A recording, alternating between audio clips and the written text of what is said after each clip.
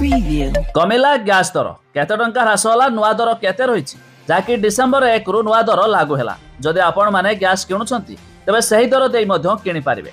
जा हमें वीडियो रे जानिबा डिसेंबर 1 रु लागू होइथिबा नुआ दर केते रहिछि बा केते टंका मध्य ह्रास होला। जानिबा पूर्वरु वीडियो को लाइक करंतु, सब्सक्राइब करना थिले एबे सब्सक्राइब करि पाखर थिबा घंटी चिन्ह को दबाइ दियंतु।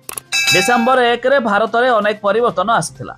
तबे ए परिवर्तन गुडिक मध्यरु गोटे हेउछि एलपीजी सिलिंडर मूल्य। तबे घरे सिलिंडर मूल्य रे कोनोसी ह्रास होई नथिबा रिपोर्ट कराइछि। तबे एलपीजी और कमर्शियल सिलिंडर दर रे परिवर्तन होइछि।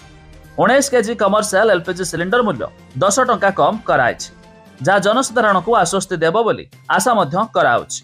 तबे राष्ट्रायत्त इंडियन ऑयल कॉर्पोरेशन एमिति कि भारत पेट्रोलियम कॉर्पोरेशन लिमिटेड एवं हिंदुस्तान पेट्रोलियम कॉर्पोरेशन लिमिटेड प्रत्येक मासर प्रथम दिन में बेंचमार्क अंतर्जातीय इंधनर हाराहारी मूल्य एवं विदेशी मुद्रा विनिमयर हाराहारी मूल्य संशोधन करिथांती। अर्थात प्रत्येक मास 1 तारिख रे निर्धारित होता है गैस दर कमिबो ना बढ़िबो। ठीक समिति एथर डिसेंबर 1 रे गैस दर मध्य ह्रास होइछि 10 टंका, जाकि कमर्शियल गैस दर रे याकु मध्य ह्रास कराइछि।